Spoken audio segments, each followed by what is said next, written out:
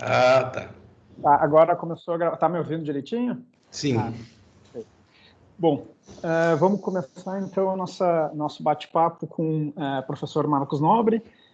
Ele, obviamente, não precisa de muitas apresentações, mas só para fazer um breve resumo, né? O Marcos Nobre é um filósofo, cientista social brasileiro, professor livre-docente do Instituto de Filosofia e Ciências Humanas da Universidade de Campinas, pesquisador do SEBRAP e co-diretor do MESSILA, né? Autor de, entre outros livros, Choque de Democracia, Razões da Revolta, Imobilismo e Movimento, da redemocratização ao governo Dilma, Como Nasce o Novo, sobre a fenomenologia do espírito de Hegel, e o último, recém-lançado, Ponto Final, né? Guerra de Bolsonaro contra a Democracia. E eu acho que é por esse último livro que eu gostaria, então, de começar esse nosso bate-papo, porque ele é um livro ensaio que traz muitas ideias muito importantes sobre, não só sobre a atual conjuntura do bolsonarismo, do Bolsonaro, mas também como a gente chega até aqui, né? E eu acho que um dos argumentos principais ali que tu traz, tu mostra que o Bolsonaro traz no cerne do bolsonarismo uma política de guerra, que ela é fundamentada tanto nesse receituário da ditadura, né, que visa exterminar um inimigo. E assim, a gente já viu que o Bolsonaro deixou muitas vezes claro essa intenção, né, de quem é o seu inimigo. Ele deixou também muito claro naquela famigerada reunião de 22 de abril, né, que ele estabeleceu a fronteira muito clara entre quem era o inimigo do governo. E tu também traz esse ponto que o grande inimigo dele é a democracia da nova república, ou seja, que ele chama de sistema, né, porque ele, na verdade, ele defende uma democracia que é a democracia da época da ditadura.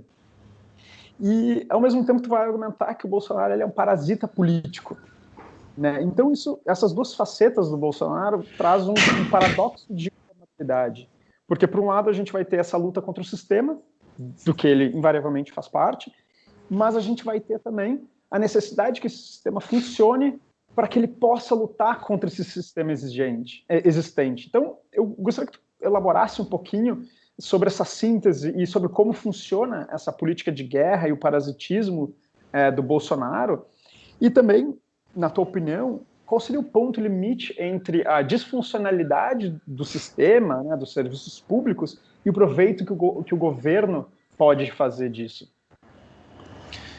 Bom, Matheus, primeiramente, muito obrigado pelo convite. Prazer estar aqui com você, conversando sobre assuntos graves e importantes. Basicamente, a pergunta que você me colocou é todo o livro que eu escrevi. Então, não é muito simples fazer uma síntese de uma síntese, porque, no fundo, esse livro é uma síntese, né? Ele é muito condensado, foi escrito com o objetivo de ter uma intervenção qualificada e tal, num momento muito peculiar ali da chegada da pandemia, da abertura de uma janela para o impeachment do Bolsonaro, etc., né? Aquele momento preciso. Então, como você falou, a reunião de 22 de abril, depois tem o famoso voo intervir no STF, que foi trazido pela revista Piauí, não é? Então, tem várias marcas nesse livro daquele momento específico. A pergunta que você me coloca, no fundo, é o seguinte, na minha tradução, a partir do meu livro: como é possível atualizar a ditadura militar brasileira hoje? E foi isso que o Bolsonaro fez, certo? Por isso que me revolta quando as pessoas falam que ele é burro, que ele é tosco, etc. E tal. Um sujeito que consegue atualizar uma ditadura de 50 anos atrás é alguém que tem muito talento, certo? Muito talento político, e a gente sabe que talento pode ser usado para várias coisas, né? Para o bem, para o mal e para o péssimo, né? Sim. Que é o caso do Bolsonaro. Então, como é que você faz para atualizar aquilo? Você tem que olhar para as experiências populistas que estão acontecendo pelo mundo, especialmente na década de 2010, e que estão, evidentemente, associadas à crise econômica mundial que estourou em 2008, né? Muito claro isso. Mas não só, né? Tá ligada a processos muito mais longos, né? Ao declínio do Império Soviético, está ligada a 4 décadas de absoluta hegemonia do neoliberalismo, enfim, tem um monte de coisas que estão associadas a essa crise.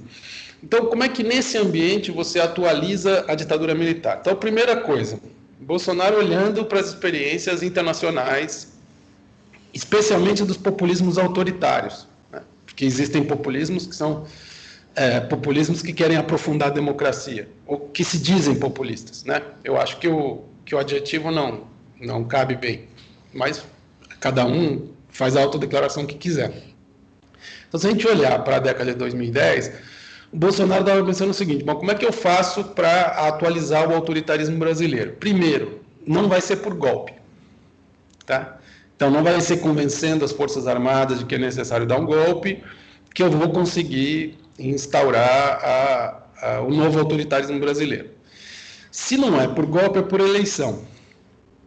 Então, como é que faz? Fala, bom, é o seguinte: se eu me eleger e se eu fizer o jogo, que é o jogo que ele, Bolsonaro, pensando, vi na Câmara dos Deputados durante 28 anos, eu vou ficar igual a eles e não vou conseguir destruir a democracia. Então, eu preciso fazer um jogo em que eu mimetizo esses populismos autoritários ao redor do mundo. Então, eu preciso trabalhar de uma tal maneira que eu consiga identificar o funcionamento da democracia a tudo que há de ruim, ao sistema. Porque, claro, existe um sentimento antissistema, não só no Brasil, mas no mundo inteiro, que vem disso, vem do fato de que o neoliberalismo, na sua versão globalista, ou seja, depois da queda do Muro de Berlim, produziu um estreitamento das opções, né? Uhum. Porque você não tinha uma opção anticapitalista realmente potente, e, ao mesmo tempo, você tinha a ideia de que, com a globalização, os estados nacionais, muito endividados, né, com dificuldades para fornecer os serviços públicos que tinham sido estabelecidos anteriormente, eles vão diminuindo as opções políticas. Então, a margem de ação política vai diminuindo. Você tem um movimento para o centro, de tal maneira que o que a gente chamava de esquerda e direita ficam confinadas, próximas do centro político. Certo? Esse é o efeito do neoliberalismo na sua versão globalista. E que no Brasil foi exemplarmente representado pelo governo Fernando Henrique, né? O plano real é esse estabelecimento desse centro político, estabelece um compasso ali, fala, olha, fora dessa casinha aqui não dá para andar. Uhum. Então, o que acontece? Quando esse projeto de chantagem política por parte da economia globalizada quando entra em crise esse centro político apertado, onde todo mundo está espremido sem opções para fora.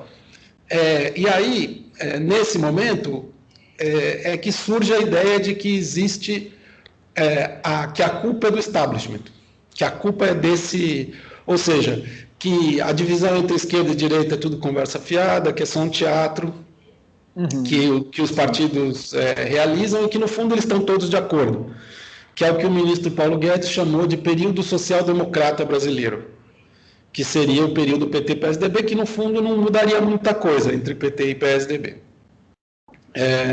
Então, essa ideia, o Bolsonaro dá um passo além dos populismos, no sentido amplo, porque o populismo, ele é um movimento anti-elite, certo?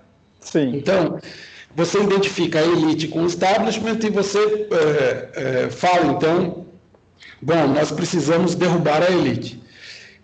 No caso brasileiro, ele identifica o establishment e as elites com a democracia.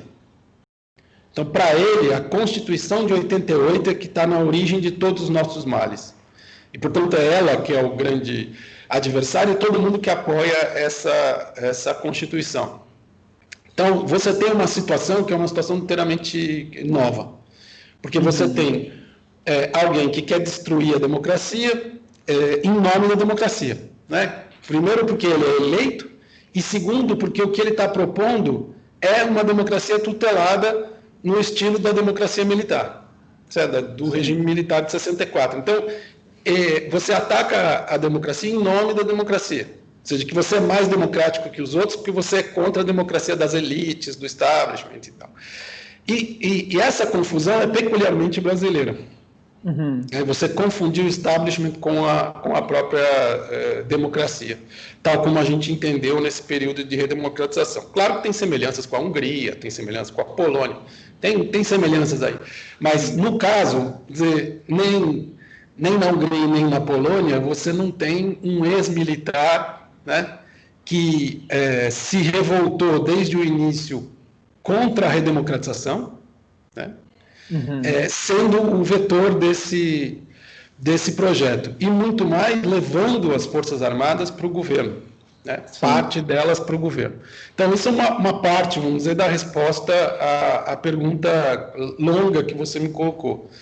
A questão do parasitismo, ela vem junto com esse sentimento anti-establishment, né? Então, o Bolsonaro, desde 2013, ficou claro que a democracia brasileira precisava de uma reforma profunda, que ela precisava se aprofundar, porque a sociabilidade nossa mudou completamente com a entrada do digital e que, portanto, a democracia e a experiência da democracia teria que ser diferente do que ela tinha sido antes. O sistema político resolveu ignorar isso. Resolveu ignorar, enfiou a cabeça embaixo da terra e falou, não, vamos esperar o pessoal passar a insatisfação. E a insatisfação só piorou, porque daí veio crise econômica, veio Lava Jato, etc. e tal. É uma história longa, não vamos entrar nisso. Sim. Ou vamos entrar se você quiser. Mas o que acontece? Você preparou o caminho para a ascensão de um líder anti-establishment. E esse líder anti-establishment, no caso brasileiro, é de extrema-direita. Então, essa conjunção foi uma conjunção muito peculiar, e o que o Bolsonaro fez foi, ele se elegeu por causa do colapso das instituições brasileiras, que entraram em processo de desmoronamento a partir de 2013. E ele se elegeu por causa disso. Se elegeu porque o campo democrático se dividiu de uma maneira espantosa, né? Então, em outros lugares, na Europa, nos Estados Unidos, enfim, no Chile, no Uruguai, você tem certos acordos entre forças políticas para impedir que a extrema-direita chegue ao poder. Então, você tenta isolar a extrema-direita antes dela chegar ao poder. No caso brasileiro, não houve esse acordo. E não houve esse acordo por causa do colapso das instituições e da divisão do campo democrático. Então, agora, a nossa tarefa é muito mais complicada. Porque você tem que tirar do poder um sujeito de extrema-direita. Então, é muito grave a situação. O que aconteceu? Então, o Bolsonaro se elege por causa do colapso da democracia brasileira. E, ao mesmo tempo, ele tem que manter esse colapso para poder manter a sua base eleitoral. Ou seja, tem que continuar sendo um presidente anti-establishment. Por isso que ele está em campanha permanente. Então, antes de 6 meses de governo completados, ele se lançou à reeleição. Quando ele tinha dito na campanha que ele ia cumprir um mandato só e que ele era contra a reeleição, certo? Então, você precisa estar em campanha permanente. Campanha permanente para um líder antissistema é o quê? Atacar o sistema. Ao mesmo tempo, você é presidente. Então, assim, a merenda precisa continuar chegando na escola, o livro precisa continuar chegando na escola, precisa ter gás no SUS, os serviços públicos precisam ser fornecidos de alguma maneira. Então, você permite que o Estado continue funcionando, ao mesmo tempo em que você ataca o próprio Estado, como se você não fosse aquele que dirige o Estado, ou seja, se você não fosse governo. Então, é interessante porque é um presidente anti-establishment, quer dizer, é uma contradição nos termos. Daí, tudo isso que você me colocou na pergunta mostra o caráter absolutamente contraditório do Bolsonaro, né? Como ele consegue lidar com as contradições de maneira muito hábil. Sim. Então, ele consegue ser contra a democracia e se elege pela democracia, ele é a favor da democracia da ditadura, né? Ele é um presidente anti-establishment, isso tudo. Então, ele vai lidando com essas coisas, né? Sobre especificamente o governo de guerra que você mencionou, aí já é uma fase mais específica, ou seja, para mim, o governo de guerra é um governo estabelecido a partir da pandemia. E daí eu acho que a gente teria que discutir essa periodização do governo Bolsonaro. Quer dizer, o que acontece com o governo Bolsonaro no primeiro semestre de 2020? Sim. Como ele muda em relação a 2019.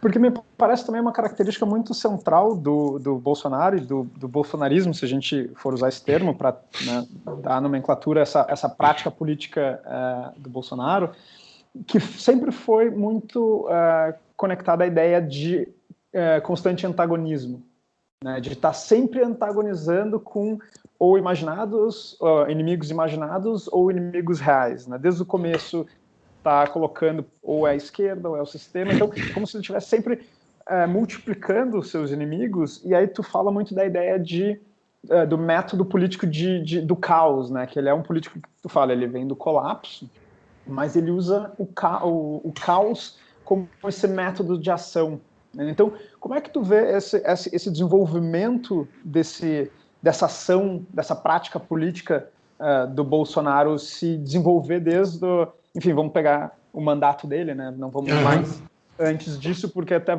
ele era, de uma certa forma, até 2016, um personagem caricato, né? Então, vamos pensar, de repente, nesse período de presidência dele.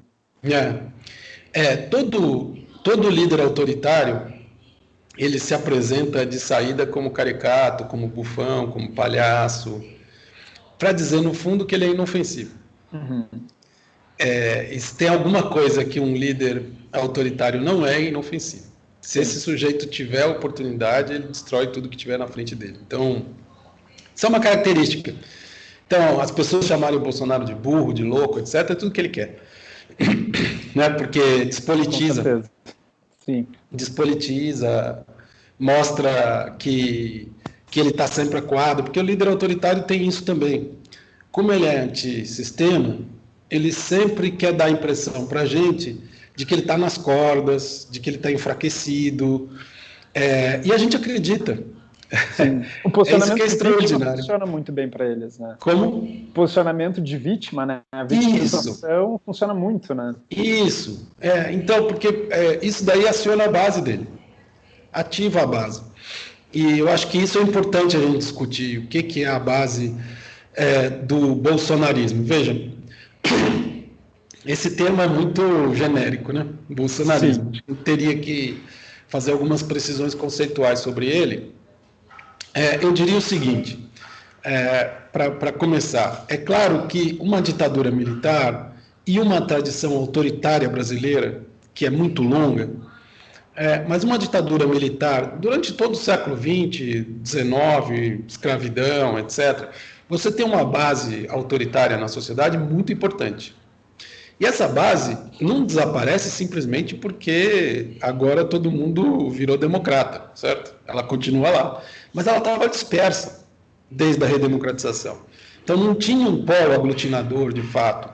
E o Bolsonaro virou a cara disso. Então, só isso já é muito grave. Tá? Se tivesse acontecido só isso, se Bolsonaro não tivesse sido eleito presidente, já seria grave que você tivesse algo como 15% do eleitorado organizado de maneira autoritária. Então, você consegue organizar, você consegue dar cara, você consegue dar consistência para um sentimento autoritário que existe em parte da população brasileira. Sim. E que é muito grande. Tá?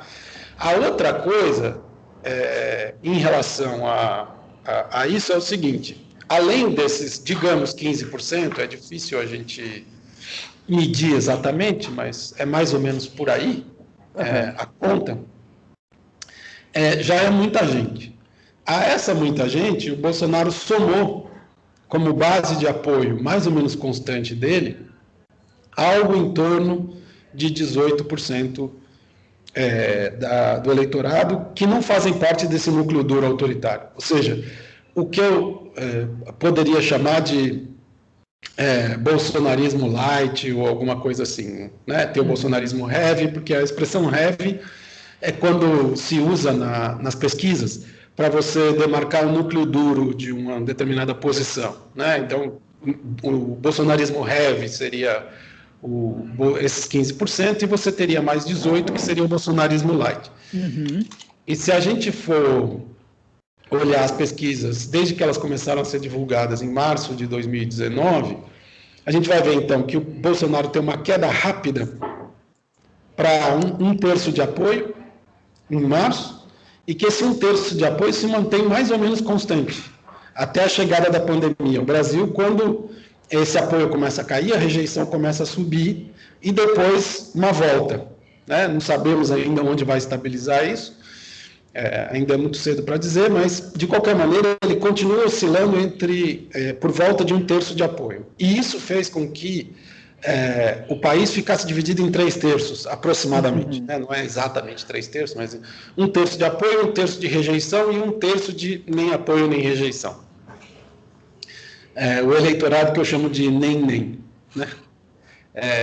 Então, o que o Bolsonaro fez foi o seguinte: ele falou, olha, eu não quero governar para todo mundo. Isso daí é uma conversa fiada de gente que acredita nesse negócio chamado democracia. Tá? Eu vou governar para os verdadeiros brasileiros. E os verdadeiros brasileiros são os que me apoiam. Sim, exato. Tá certo? Todos os outros são maus brasileiros, mas parte deles, parte desses brasileiros são maus brasileiros porque estão mal informados, estão enganados.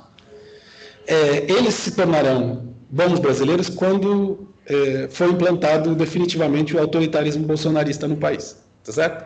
Que, segundo essa regra que a gente estava discutindo antes, dos populismos autoritários pelo mundo, é feita sempre no segundo mandato, tá? Uhum. Então, você usa o primeiro mandato para preparar a instauração do autoritarismo no segundo. Então, o que acontece? Nessa lógica, o Bolsonaro diz, olha, eu vou cravar minha base de apoio em um terço pelo seguinte: primeiro, com um terço eu não sofro impeachment de apoio de base social. Segundo, com um terço eu estou garantido no segundo turno em 2022, certo? E daí eu uso a mesma tática que eu usei em 2018, ou seja, eu transformo quem quer que chegue comigo ao segundo turno num demônio, né, e venço a eleição novamente. Tem também um outro sentido, que é o de tornar esse um terço mais orgânico do que ele é. Ou seja, de expandir esse núcleo duro e tornar mais pessoas verdadeiramente autoritárias. De ganhar as pessoas para o projeto autoritário. Tá? E, com isso, qual é o projeto? É instaurado o autoritarismo no país, você de fato excluir aqueles que rejeitam o Bolsonaro de maneira absolutamente inegociável, e trazer para a sua influência aqueles que nem rejeitam e nem aprovam. Então, esse é o projeto do Bolsonaro. Então, eu também fico muito espantado quando eu vejo pessoas autenticamente democratas e pessoas bastante esclarecidas dizendo que o Bolsonaro não tem projeto. Isso é exatamente a repetir o filme de todos os autoritarismos do século XX. É você dizer, esse sujeito não tem projeto, ele é um bufão. Ele tem projeto. Então, assim, e ninguém acredita que ele tem. Isso que é extraordinário. Porque tem um dado aí importante, Matheus, nessa coisa que a gente está discutindo do bolsonarismo, que é o seguinte: se a gente for olhar o que o PT tentou fazer, por exemplo, o PT tentou montar uma estratégia de comunicação alternativa à maneira como a esfera pública brasileira funcionava. Mas ele mimetizou a esfera pública tal como ela funcionava, ou seja, grandes jornais, grandes emissoras de TV e tal. O que o Bolsonaro fez foi construir uma esfera pública paralela, alternativa a essa esfera pública mainstream. E isso é o bolsonarismo, entende? Então, se a gente for pensar no bolsonarismo, tem que pensar esse núcleo duro, esse núcleo mais amplo, que chega até 1/3, essa esfera pública alternativa. E é por isso que quem está ligado ainda à esfera pública tradicional, ou seja, que se informa por jornal, por televisão, por rádio, etc., essas pessoas acham que o Bolsonaro está perdendo. Sim. Porque não tem acesso à esfera pública, que é a esfera pública alternativa que ele montou. Ou seja, Bolsonaro foi o único cara que entendeu em 2013. É evidente, tá certo? Então, acho que isso é importante para a gente entender o que é esse bolsonarismo e como funcionou o primeiro mandato. Quer dizer, o primeiro ano do mandato do Bolsonaro.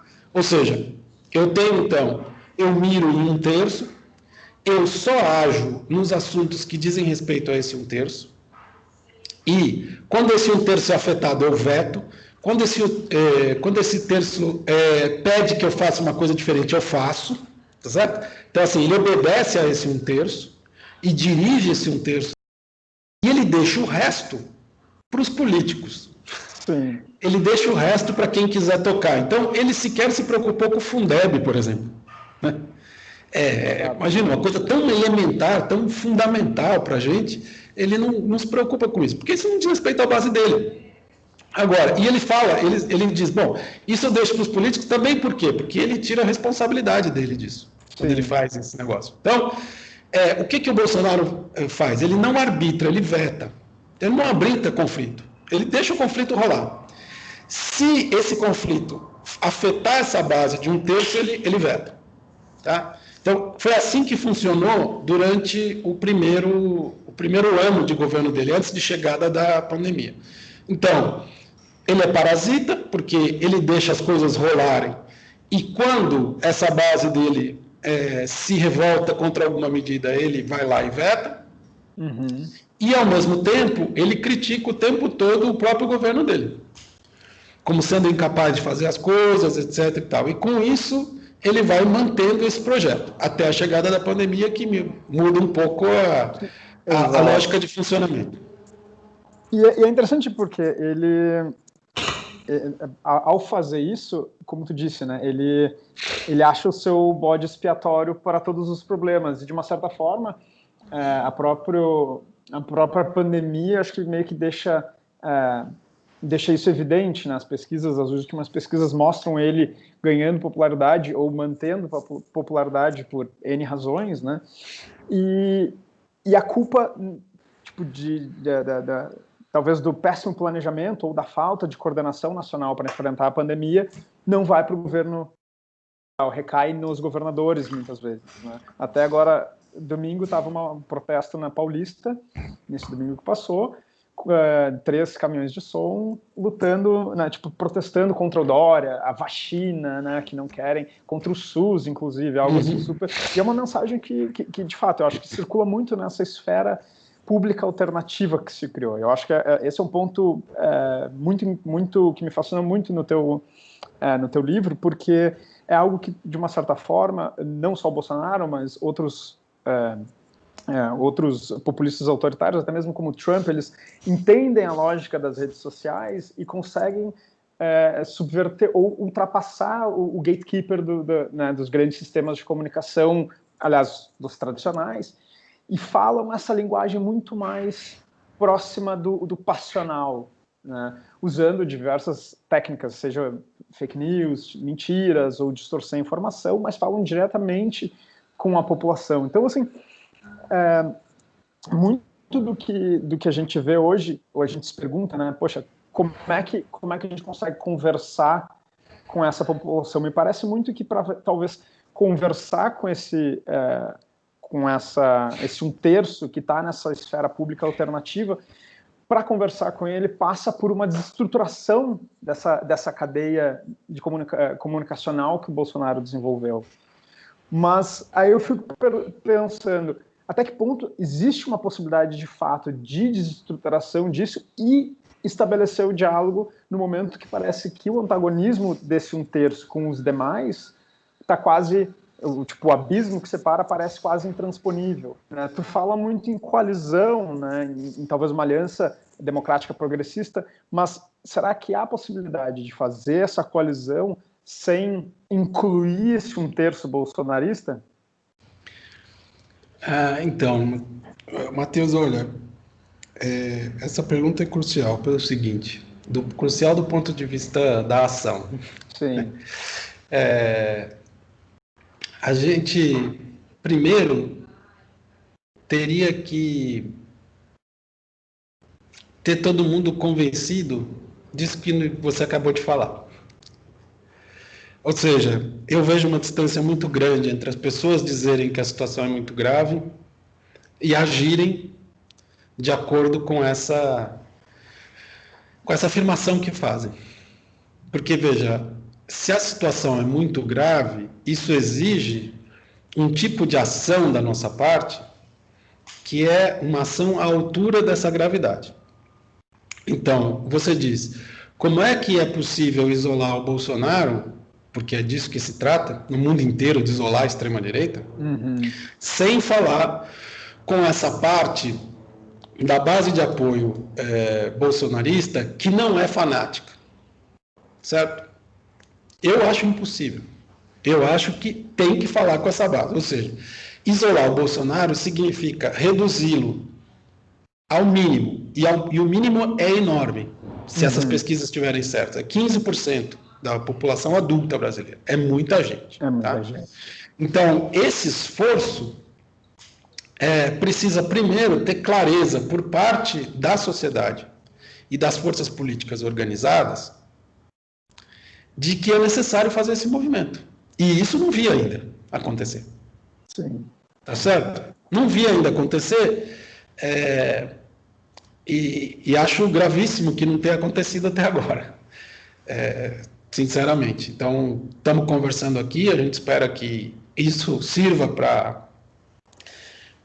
provocar discussão, né, e chegar a uma análise mais fina, porque nós precisamos fazer uma análise mais fina da situação, e chegar ao fato de que, para isolar Bolsonaro, é preciso, inclusive, trazer para o campo da democracia esses 18% da base de apoio bolsonarista. Senão não vai ter. Sim. E para isso é preciso fazer movimentos inéditos. Mas, do lado da sociedade, isso não está claro, e especialmente das forças políticas não está claro. Por quê?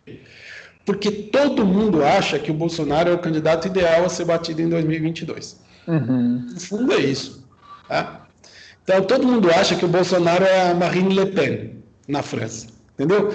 Então, assim, basta chegar ao segundo turno com a Marine Le Pen que ganha, porque todo mundo vai votar contra ela. Tá? O pessoal está esquecendo uma coisa, a Marine Le Pen não é presidente da França. Exato. Quando você é presidente, o peso do teu cargo, o peso da caneta é muito grande. A chance de uma pessoa se reeleger é muito alta. Muito alta. É muito alto, verdade. Então, assim, esse risco não está no horizonte das forças políticas. Vamos dizer, da esquerda, porque, em primeiro lugar, é incapaz de se entender entre si mesma. Então, se a gente for olhar as eleições municipais, o maior grau de fragmentação de campo é o da esquerda.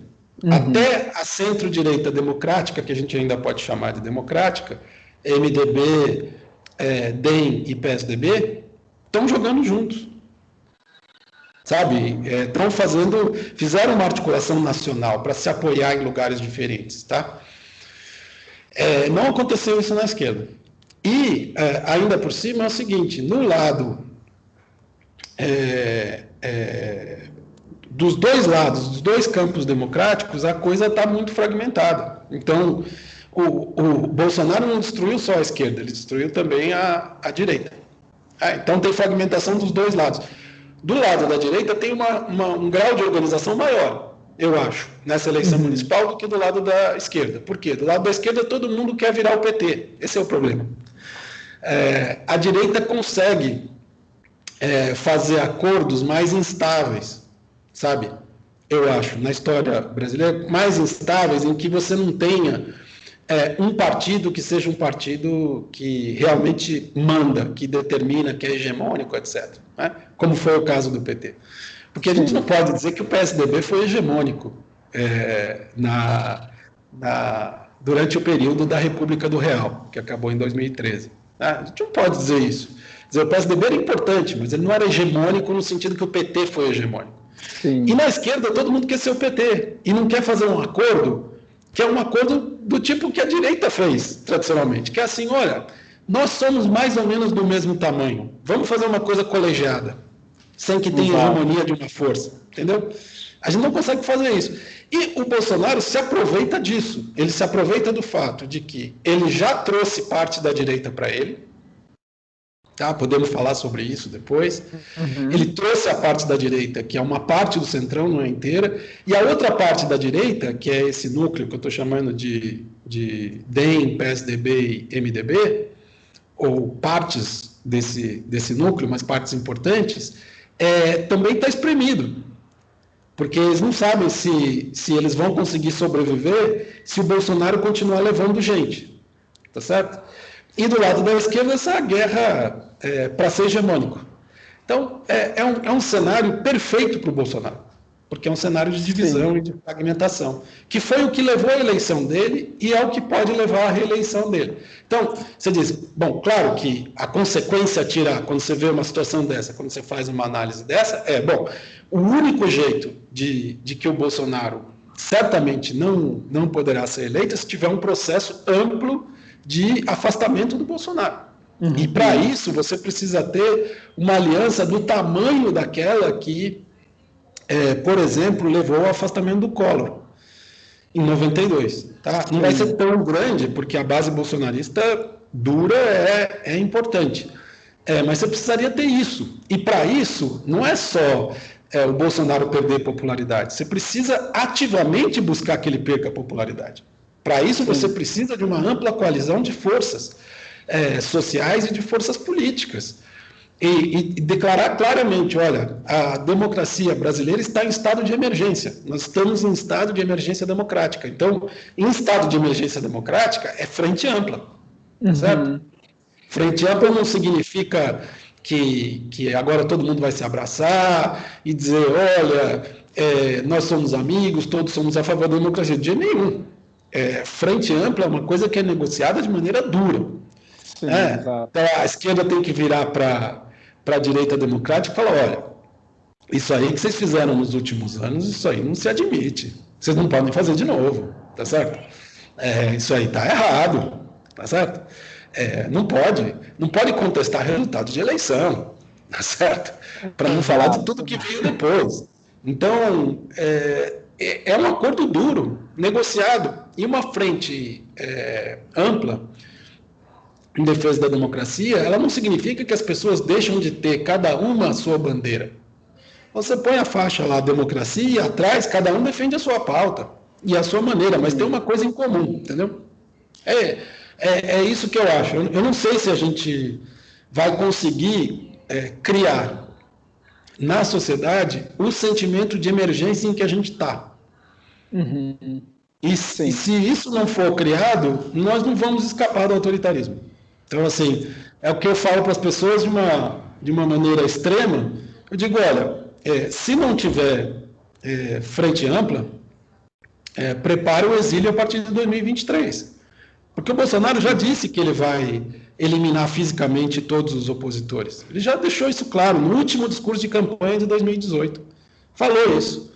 Falou que ia levar as pessoas para a ponta da praia. Que na ditadura era onde você despejava os corpos, tá certo? Exato. Tem um negócio que é interessante na questão da coalizão, nessa uma ampla coalizão que seria negociada e, enfim, seria altamente pragmática e em defesa da democracia, que às vezes eu me questiono muito se, ao fazer essa coalizão, né, e tentar juntar os fragmentos tanto da esquerda quanto da direita, a gente não correria dois riscos. Um, de colocar o Bolsonaro no canto como o antissistêmico, risco à democracia, que talvez seja uma posição que ele precise, que ele queira, né, da vítima de todos, na verdade, o sistema está contra mim, e usar, se valer disso numa campanha e ganhar novo reforço no capital político. E o outro é trazer aquilo que tu já falava no Imobilismo Movimento, que é o PMDBismo, essa aliança centrão, né, que vai paralisar novamente os processos democráticos e fazer com que se reestabeleça essa democracia da nova república que se provou muito falha. Sim, você tem toda a razão, são os dois riscos. Toda ação tem riscos, né? Sim. Então você tem que pensar qual é o risco menor. Tá? Então, o risco maior, eu acho, é não fazer nada. Claro. Deixar rolar. Então esse é o risco maior, porque isso significa que realmente o Bolsonaro tem tudo para se reeleger. Então, sobre o primeiro risco que você falou, bom, tudo que ele quer é ser colocado no lugar antissistema, que já é o dele, e se o sistema se juntar para ser contra ele, é tudo que ele quer, sem dúvida. Ao mesmo tempo, quando você diz do risco de voltar atrás, esse é o problema da frente ampla. Não pode ser uma frente ampla que simplesmente diga, olha, nós estamos aqui para levar vocês de volta para antes de junho de 2013. Não adianta. Se for para isso, esquece. Porque voltar para trás não dá mais. Tem que ser uma repactuação das instituições políticas, tem que ter um novo modo de funcionamento e você tem que propor claramente para a sociedade isso. Quer dizer, a Frente Ampla tem um trabalho gigantesco, porque primeiro ela tem que se formar, segundo ela tem que negociar e terceiro ela tem que propor para a sociedade uma nova forma de funcionar da democracia. Tá? Então, ou seja, respondendo aos anseios que foram expressos ali em junho de 2013 e que não foram cumpridos. Tá? Então, isso é enorme como tarefa. É enorme. Porque isso quer dizer também, bom, há o risco de voltar ao PMDBismo se, de fato, essa frente ampla for capaz de propor um projeto alternativo de funcionamento da democracia, ele será alternativo ao PMDBismo, certo? Exato. Então, precisa ver se é capaz ou não. Porque se alguém chegar e disser, olha, eu proponho aqui para vocês que a gente volte à República do Real, ninguém quer voltar para lá. Tá certo? Então não adianta. Se for só isso, já perdeu. Se conseguir formar essa frente ampla, se conseguir repactuar a democracia brasileira, você tem, ao mesmo tempo, um movimento de convencimento das pessoas de que a democracia é melhor do que o autoritarismo. Uhum. Porque, nesse caso, o Bolsonaro pode dizer, o sistema está me perseguindo, e, do outro lado, você pode dizer, sim, estamos perseguindo o Bolsonaro porque ele é autoritário. Entende? Então, veja, ele pode chamar o outro lado de sistema, e o lado que é chamado de sistema pode chamá-lo de ditador. Exato. Tá? Então, fica numa... eu acho que esse risco é menor do que o risco de não fazer nada, que é o que está acontecendo. Tá certo? Sim. Tem uma outra questão que eu acho que é interessante, que até tu coloca nesse teu último livro, é que a própria fragmentação da esquerda, ou a fragmentação política atual, quase que inviabiliza um projeto político de esquerda, um projeto político que talvez possa questionar as grandes desigualdades estruturais. A gente viu um pequeno aceno do campo esquerda progressista com o reencontro do Lula e do Ciro, mas a probabilidade de ter uma aliança de esquerda, um projeto político de esquerda para 2022 parece ainda muito incipiente e talvez ainda já quase dada ao fracasso, né? Principalmente pelas posturas da cúpula petista em relação a qualquer aproximação que exigiria que o Ciro se desculpasse, algo que não parece ser provável. E, por um outro lado, a gente tem uma fragmentação da própria direita, né, que tu fala que eles conseguiram, para a eleição de Bolsonaro, se juntar os conservadores, religiosos de diversos matizes, as Forças Armadas, né, e os policiais também que fazem parte dessas Forças Armadas, o lavajatismo, mas agora, e acho que principalmente logo depois da eleição, mas agora com a pandemia, houve um desmembramento, né, um fratricídio, uma separação da direita. O MBL já não apoia mais Bolsonaro, que já não apoia mais o Dória, que está em guerra, né, e o Witzel também já está saindo dessa carta do baralho, a gente tem o Moro, enfim, o que eu quero aí com essa questão também te trazer é que há uma aparente fragmentação no campo da direita, onde parece também não haver nenhum rival em potencial ao Bolsonaro para 2020. O que me faz crer que tanto não há um rival, quanto há uma mudança na composição da base de apoio do Bolsonaro que tu tinha mencionado antes, porque a gente tem vários setores da direita se desvinculando a ele, né? Então eu queria que tu, de repente, como é que tu vê essa perspectiva da própria direita, né, como ela está se articulando para 2022, se é o Bolsonaro contra todo mundo no final das contas, ou ele ainda tem a capacidade articuladora, né? Porque me parece que quando ele propõe o povo, o brasileiro de verdade, diferentemente, sei lá, do que o Laclau ia falar, né, que o populista tenta articular o povo contra a elite, ele tenta articular um tipo de povo e excluir todos os demais, né? Eu queria que tu me falasse um pouco dessa perspectiva da direita para 2022. Sim, vamos dizer, o populismo no sentido do Laclau, ele pode ir para a direita como pode ir para a esquerda, certo? Agora, o populismo autoritário, ele também apela ao povo, mas ela apela ao povo autêntico. Ou seja, quem define quem é brasileiro é ele, certo? Então o resto que não é brasileiro vai ser expungido mesmo, certo? Muito simples, não tem nenhum mistério nisso aí. A chegada da pandemia ao Brasil fez com que o Bolsonaro mostrasse todas as cartas dele ao mesmo tempo. Quer dizer, o sujeito fez comício pelo fechamento do STF e do Congresso. Não pode ser mais explícito do que isso, tá certo? Depois podemos discutir por que isso não aconteceu, por que ele foi levado a fazer isso, ou seja, como funciona o governo dele durante a pandemia, que é outra discussão. Mas como estamos falando da fragmentação política, nós temos que discutir, a meu ver, o seguinte: a direita está fragmentada, o Bolsonaro perdeu parte dos apoios que ele tinha, mas ele é presidente. E o poder agrega. O poder tem uma capacidade de trazer gente que é impressionante. A gente nunca pode esquecer isso. Ele é presidente, as pessoas esquecem. Porque como ele é um presidente outsider, todo mundo acha que ele ainda é candidato e está em campanha. Não, ele é presidente. Tá? Como ele é um presidente antissistema, todo mundo acha que ele não é presidente, que ele está em campanha. Não, ele é presidente. Então, é muito importante a gente lembrar isso, embora seja óbvio, mas a gente raciocina como se ele não fosse, no fundo, presidente.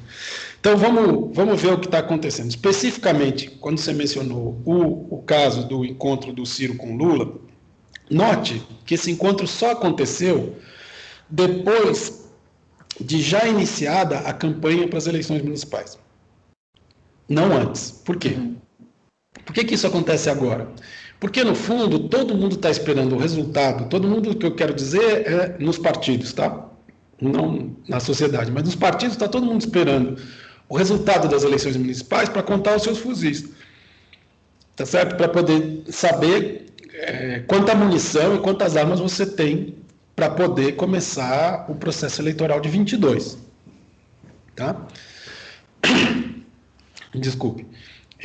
Então, esse momento em que você aguarda o resultado das eleições municipais é o momento em que o Ciro pode sentar com o Lula, porque já está feito o estrago. Né? As divisões estão feitas. Você vai ver o quê? Qual que é o maior número de alianças no campo da esquerda? PSB e PDT. Que estão tentando fazer o quê? Criar um polo alternativo ao PT. E o PT na defensiva. Tentando manter o que consegue. Tentando manter o que for possível. Numa atitude absolutamente defensiva. Então, esse encontro, a meu ver, ele não significa muito. Ele significa só, bom, depois das eleições municipais vamos ver. E depois das eleições municipais tem a eleição para as mesas, que vão decidir muito. Né? Dado o colapso institucional do país, vão decidir muito. Então, só em março a gente vai ter uma configuração de fato, das forças políticas, como elas vão funcionar. Como você bem disse, a direita está tão fragmentada quanto a esquerda, mas eu acho que a direita está mais organizada, a direita democrática, vamos dizer, está se organizando mais, aproveitando mais as eleições municipais para se organizar do que a esquerda. Tá? Então, eles podem não ter alternativa que não o Bolsonaro? Podem, mas eles estão procurando uma alternativa, certo? Cá entre nós, Matheus, em 2018, todo mundo esquece isso, mas em julho de 2018, Ciro Gomes quase foi o candidato desse centrão, tá? Por muito pouco. Por muito pouco, verdade. Quem é que defendia ardorosamente o Ciro como candidato do centrão? Rodrigo Maia, que é uma figura-chave em todas as articulações. Então, assim, o Ciro pode vir a ser o candidato dessa centro-direita reorganizada? Pode. Certo? Se for isso, aí desarranja um pouco o arranjo que ele próprio está fazendo com o PSB e tal. Mas as possibilidades, do ponto de vista eleitoral, são muito grandes. O que eu acho importante é que a gente desvincule as estratégias eleitorais, que são legítimas, da formação da Frente Ampla. Tá? Frente Ampla é outra coisa, ela não pode ter um objetivo eleitoral. Ou seja, não é a ideia de que, bom, nós vamos todos nos unir e ter uma candidatura única contra o Bolsonaro. Não faz o menor sentido. Mas, se você tem um acordo anterior, uma pactuação das forças políticas sobre como deve funcionar a democracia depois de Bolsonaro, você também tem um pacto do tipo: quem quer que chegue ao segundo turno contra Bolsonaro terá apoio de toda essa frente. Tá? Só assim o Bolsonaro pode ser derrotado. Não existe outra possibilidade. Então, tem que ser um acordo não eleitoral com uma consequência eleitoral genérica, tá? Que é essa. Precisa ter um acordo, precisa isolar a extrema-direita no país. Tá? Não há o que fazer. Senão o Bolsonaro vai se reeleger. Se ele se reeleger, acabou a democracia no Brasil. Isso aí não tem muita dúvida. Tá? Isso é um lado, vamos dizer, da nossa discussão. Mas aqui tinha tanta coisa no que você perguntou, né? É verdade. O problema é que tem tanto assunto que a gente quer explorar, né? Mas assim, eu vou pegar um pouco carona no que tu falou, que eu acho que tem várias coisas muito legais, importantes para a gente pensar. Voltando, depois era da base de composição do bolsonarismo, a gente pode falar daqui um pouquinho. Porque tu menciona que o segundo turno uma segunda eleição do Bolsonaro vai trazer um provável fim, ou o fim da democracia como a gente conhece, da nova república, né? Ele vai trazer o retorno da democracia da ditadura. Democracia acho até um eufemismo, mas enfim. Só que assim, muitos comentaristas trazem um contra-argumento, que eu só vou levantar, não digo que eu concordo, mas é que a pandemia fez com que o Bolsonaro mudasse de posição algumas vezes, né? Num primeiro momento, acuado pelo impeachment, ele ameaça um golpe, né? Num segundo, impossibilitado de dar qualquer golpe, ele faz o que muitos estão chamando de pax bolsonarista, né? Ele se aproxima do centrão, se utiliza das Forças Armadas, que tem quase 6 mil, ou mais de 6 mil militares na ativa e na reserva no governo. E aí, muito se fala que o Bolsonaro ele é domesticado tanto pelas Forças Armadas quanto pelo Centrão. Mas a grande questão é, ele está sendo domesticado ou ele está bolsonarizando tanto o Centrão quanto as Forças Armadas? Se ele bolsonariza o Centrão, ele consegue talvez ampliar aquele 1/3 que tu estava mencionando e expandir o bolsonarismo para a centro-direita. E aí inviabilizando quase qualquer possibilidade de uma aliança ampla com a centro-direita, né? Então, como é que tu vê essa aproximação, né, com o Centrão e essa dependência das Forças Armadas, essa mútua dependência, né? Bom, você já respondeu. Matheus, a meu ver, você já deu a resposta. De fato, esse é o projeto dele. O projeto dele é ampliar a base da candidatura dele no sentido do sistema político, ou seja, ele precisa compensar as perdas que ele teve ao instaurar um governo de guerra com a chegada da pandemia. Ou seja, expulsar o Mandetta, expulsar o Moro, tá certo? Quando ele faz esses movimentos, ele perde quase 11 pontos de popularidade, né? De aprovação. Então, perder 11 pontos é enorme. Então, ele precisa compensar isso de alguma maneira. Uhum. E ele sabe que precisa compensar. E ele compensou fazendo esse acordo com o Centrão, que era necessário tanto para impedir um processo de impeachment, como para tentar manter essa base próxima de 1/3, pelo menos, para poder chegar ao segundo turno também em 2022. Agora, vamos notar o seguinte, que o Centrão são vários. E que existe o Centrão Rodrigo Maia, existe o Centrão Arthur Lira, hoje. Uhum. Né? Então, o Centrão Rodrigo Maia, que então é esse Centrão que é DEM, PSDB e MDB, não inteiros, tem parte do DEM que não é, tem parte do MDB que não é, enfim, tudo isso. Mas esse é um Centrão que está tentando ser independente do Bolsonaro, está tentando se manter e subsistir independentemente do governo Bolsonaro. E tem uma parte do Centrão que simplesmente aderiu. Agora, a parte do Centrão que aderiu, note, é aquela liderada pelo PP. O Brasil, ele é uma piada pronta, né?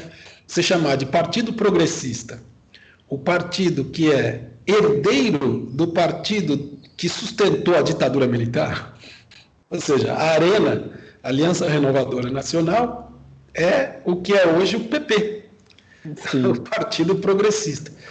Então, veja que o Bolsonaro está propondo para o partido que foi o partido de sustentação da ditadura militar um acordo do mesmo tipo que foi feito na ditadura militar.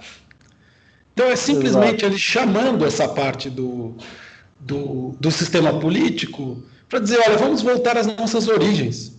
As nossas origens são a ditadura militar.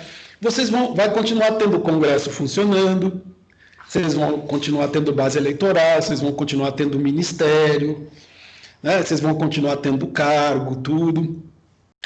Vai funcionar como funcionou na ditadura, que era bom para todo mundo, Bolsonaro diria, né? Tinha lá uma oposição que era muito esquerdista, horrível e tal, mas a gente tolerava. Esquerdista, imagina, MDB. Por que isso? Porque para o Bolsonaro, esquerda e democracia são a mesma coisa. A Constituição de 88 é de esquerda, enfim.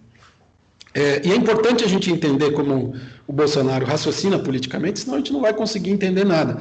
Então, os centrão são vários. Uhum. Então, esse acordo que o Bolsonaro fez foi com um centrão que eu chamo de centrão carcará. O Arthur Lira chamou de centrão raiz.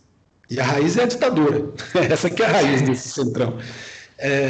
Então ele fez esse acordo porque ele impede o impeachment, ele consegue voltar a ter uma base de apoio de aproximadamente 1/3, a gente não sabe bem para onde vai estabilizar isso, mas é nisso que ele mira o tempo todo. E, ao mesmo tempo, ele não quer deixar, como você próprio disse, ele não quer permitir que essa centro-direita tenha alternativa a ele. Tá certo? Esse é o projeto dele. Dizer, olha, a coisa que o Bolsonaro mais quer é que lancem o Dória, candidato a presidente. Você imagina o Dória no sertão nordestino. Sim. Quer dizer, ele não dura 30 segundos no sertão nordestino. Tá certo? Ou então que faça uma coisa aventuresca do tipo Luciano Huck. Sabe? Esse tipo de coisa. É tudo que o Bolsonaro quer. Tudo que o Bolsonaro quer é que essa centro-direita entre numa aventura desse tipo. Porque, no fundo, o que ele diz vocês vão perder e daí vocês vão ter que aderir ao meu segundo governo, porque com a reeleição, todo mundo pode dizer que a primeira eleição foi acaso, a segunda nunca é. Exato. Então, o que acontece? Você tem do outro lado, e daí eu passo para outra parte da pergunta que você também já respondeu, que é o seguinte, a esquerda, ela não só está desorganizada por causa das suas disputas internas, por hegemonia e tal, Ela está desorganizada porque na correlação de forças, a esquerda está na defensiva. Esse é um momento de defensiva para a esquerda. Inclusive, essa é uma coisa importante da gente sempre fazer análise política, né? Em 2003, a gente tinha uma chance, certo? Se a gente for pensar o que aconteceu nos Estados Unidos, por exemplo, o Occupy Wall Street, ele foi se organizando fora do radar, e quando a gente viu, essas pessoas todas estavam na campanha de Bernie Sanders em 2016, e que empurra o Partido Democrata para a esquerda. Tá? Se a gente for olhar a Espanha, o que vai dar o 15M? Vai dar no Podemos, tá certo? E em outras coisas, mas o Podemos como plataforma. E no Brasil, não deu em nada. No Brasil não deu em nada, quer dizer, onde você teve a abertura do sistema político para essa energia de 2013? Você teve Marielle Franco, Áurea Carolina, Taria Petroni. É importante? É importantíssimo. Agora, não elege o presidente. Claro. Tá certo? Não elege o Haddad. Se você não soube, por quê? Porque o PT entendeu 2013 como um ataque ao PT, em vez de entender como devia ter entendido. Ou seja, só para fazer um exemplo contrafactual, se o Serra tivesse ganho a eleição da Dilma em 2010, 2013 teria sido a maior revolta de esquerda da história do país. Sim, muito possível. Então, quer dizer, porque teria acontecido de qualquer maneira. Não, sabe, essa é a minha opinião. Não teria acontecido igual, mas a correlação de forças é muito desfavorável para a esquerda. E quando você está numa situação de correlação de forças desfavorável, aqui você tem que reconhecer que você precisa fazer alianças. Você precisa fazer alianças para a democracia sobreviver. Porque a direita está muito acostumada com falta de democracia. Assim. Convive melhor do que a esquerda com a falta de democracia. Né? Como o capitalismo convive melhor com a falta de democracia. Certo? Da própria história do capitalismo e da democracia, desde que os dois se encontraram e se estranharam ali no final do século XIX, começo do século XX. Tá? Então, se você não faz essa análise, se você não fala, olha, a correlação de forças é desfavorável para a esquerda, se é desfavorável, eu tenho que buscar alianças. Ou seja, é tarefa da esquerda fortalecer a direita democrática. Precisa apoiar a direita democrática, para que ela possa se organizar independentemente do bolsonarismo. Senão não tem alternativa também. Tá? E essa consciência eu acho que não chegou ainda. Porque também tem esse efeito. Quanto mais desfavorável é a correlação de forças para um campo, mais esse campo se sente tentado a fazer movimentos ofensivos radicais. Tá certo? Fala assim, bom, agora é a hora de organizar uma esquerda absolutamente inconformista e que não faça nenhum tipo de acordo com a direita. Então tá. Não vai dar certo, tá certo? Não vai dar certo. A gente tem os exemplos lá de Weimar na Alemanha. Sim. A gente tem a Itália. Fala assim, olha, no momento que a correlação de forças te é desfavorável, fala assim, como assim é desfavorável? Peraí, tem uma onda conservadora mundial, o presidente é de extrema-direita, você vai dizer o quê? Que a correlação de forças é favorável a você? Tá certo? Afastaram uma presidente legitimamente eleita. Quer dizer, é claro que é desfavorável. Se é desfavorável, você precisa fazer a aliança que for necessária para manter a democracia. Tá certo? Agora, esse tipo de coisa eu acho que não está claro ainda. Ou que as pessoas não querem, simplesmente falam assim, não, isso vai contra os meus princípios. Então tá, quando você estiver no exílio, em 2024, você pode acariciar os seus princípios e tal, e dizer, eu mantive os meus princípios. A democracia acabou no Brasil, mas tudo bem, os meus princípios estão mantidos, então tá bom. Então tá. Posição principista tem esse problema, porque ela não olha para a correlação de forças, tá certo? Quer dizer, aquela coisa, eu tenho que manter posição em qualquer circunstância. Não dá. Não dá, simplesmente, eu acho.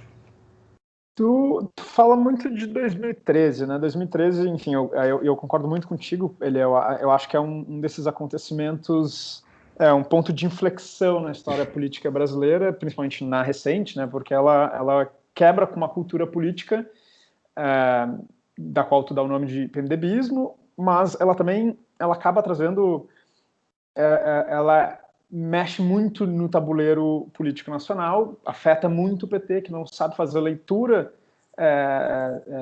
dos protestos de 2013, e da esquerda, em grande parte da esquerda mais tradicional, que não consegue esses acontecimentos e canalizar essa energia para si, né, para criar um diálogo maior com muitos movimentos que eram autonomistas, progressistas, como o movimento Passe Livre, né, Mídia Ninja.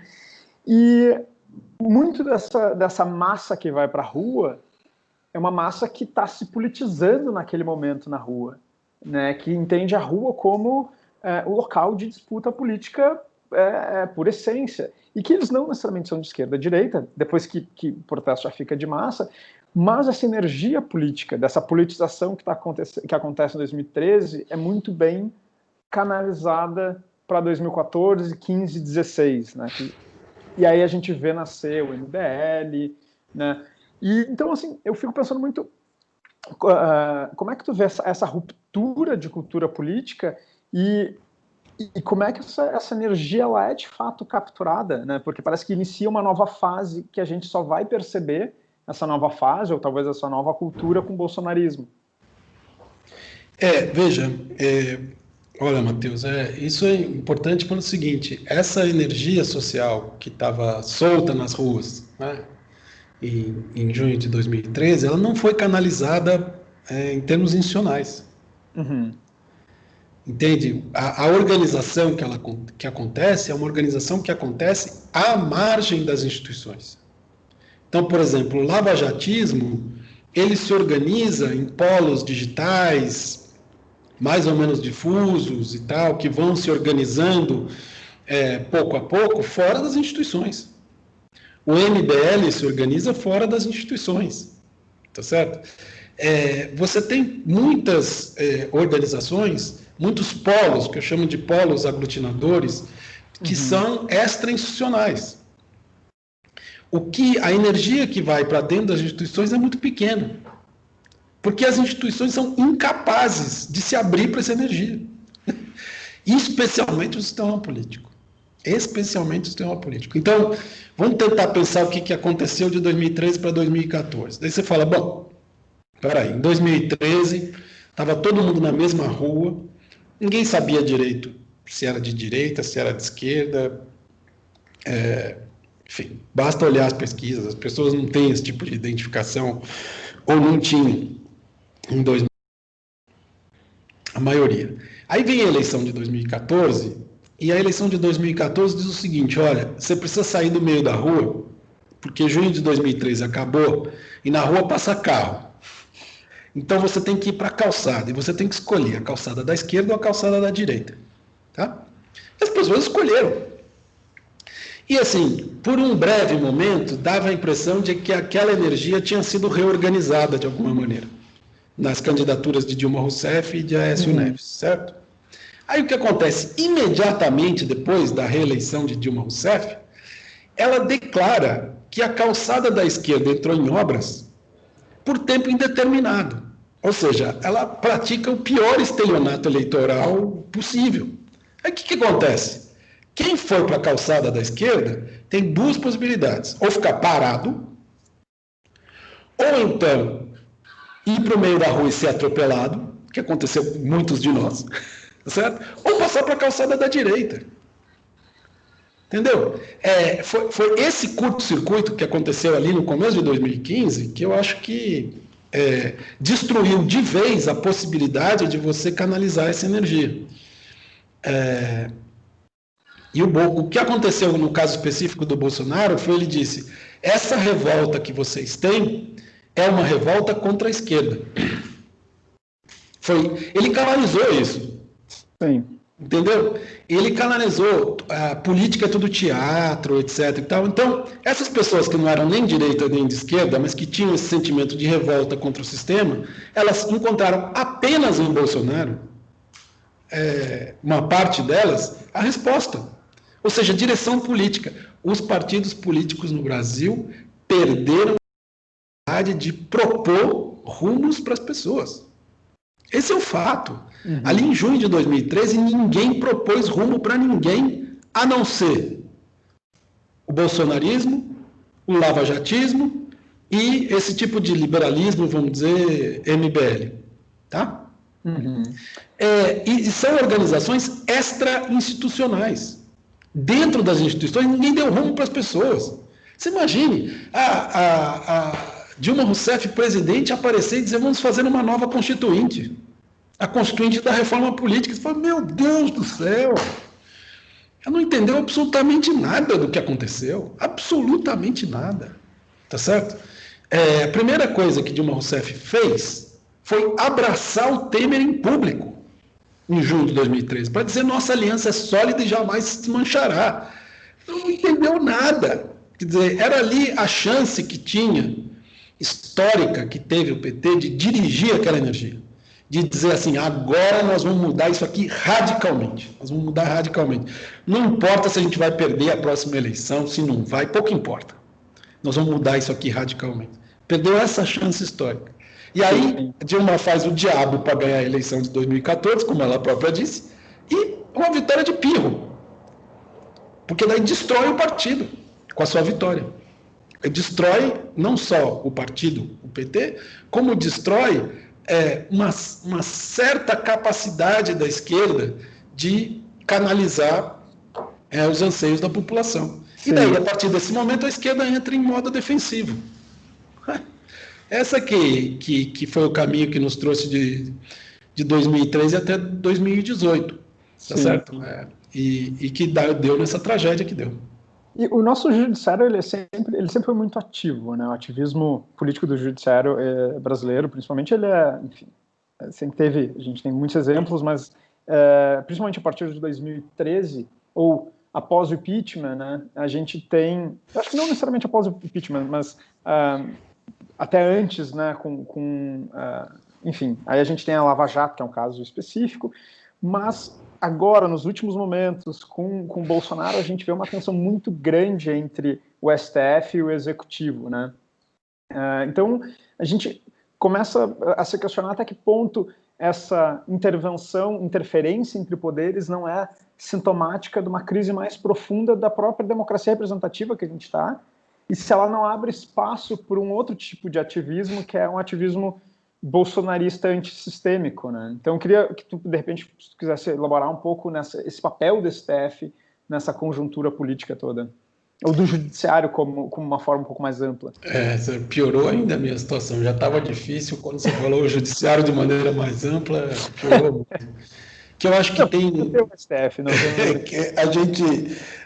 não, porque tem um lado que é o seguinte, só para falar do judiciário de maneira mais ampla, depois a gente fala do STF. O lavajatismo, ele é um sintoma de falência das instituições. Por quê? Porque, no fundo, a primeira instância do judiciário e a segunda, em aliança com setores do Ministério Público, disseram para as pessoas que estavam na rua em junho de 2013, olha, esse sistema é incapaz de se autorreformar. Portanto, nós vamos fazer a reforma, nós, judiciário. Acontece que primeira e segunda instância não faz reforma política nenhuma. Isso é um engodo. Ou seja, teve de fato a manipulação dessa energia para que a Lava Jato se tornasse o que se tornou. Certo? Agora, é uma manipulação baseada em fatos reais. Ou seja, as pessoas de fato acreditam que aquilo ia mudar o sistema político brasileiro. Em certa medida mudou? Talvez. Nós vamos ver daqui a algum tempo se a Lava Jato teve algum efeito efetivamente positivo e tal, em termos de funcionamento do sistema. Tá?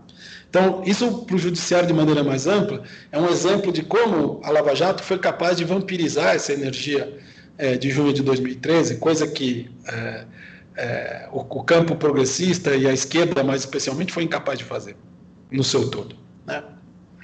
Agora, falando sobre STF, ou seja, sobre a cúpula do judiciário, eu acho que nós temos que distinguir algumas fases. Uma coisa é você ter o que é chamado de ativismo judicial, que em geral é condenado, né? Ativismo judicial dos anos 2000, isso é uma coisa. Uhum.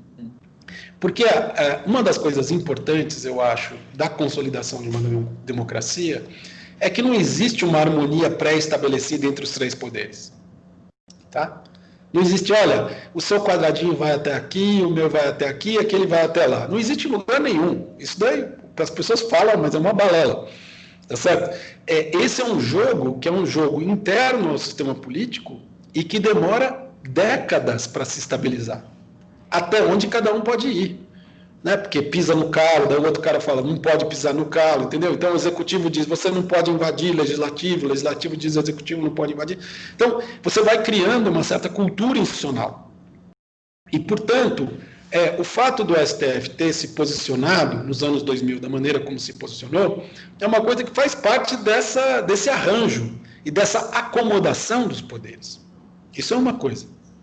A outra coisa é o que acontece com o STF depois de que o colapso institucional se instalou. Ou seja, depois que o PMDBismo entrou em crise, né, a partir de junho de 2013. A partir desse momento, o que é uma instituição que entra em colapso? Não é uma instituição que deixa de funcionar. Pelo contrário, é uma instituição que funciona acima da sua capacidade. Como a gente viu, por exemplo, nos hospitais na pandemia. Tá certo? Em algumas regiões, em alguns lugares, você tinha o quê? Um colapso do sistema de saúde. Tá certo? Então, isso é que é colapso. Então, o STF passa a responder coisas que ele não é capaz de responder. Mas, como o sistema não está funcionando, ele tem que dar uma resposta.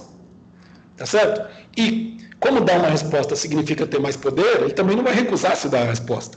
Então, quando você tem esse ambiente de colapso, em que as instituições não funcionam mais como instituições, a gente vê no caso do STF, que cada ministro acha que é o STF. Então, quando um indivíduo acha que ele é instituição, significa que a instituição não está funcionando mais. Certo? Então, esse é um sintoma muito grave do colapso. Agora, não é um problema do STF, ou do Executivo, ou do Legislativo. É um problema muito mais amplo. As instituições não estão funcionando em geral.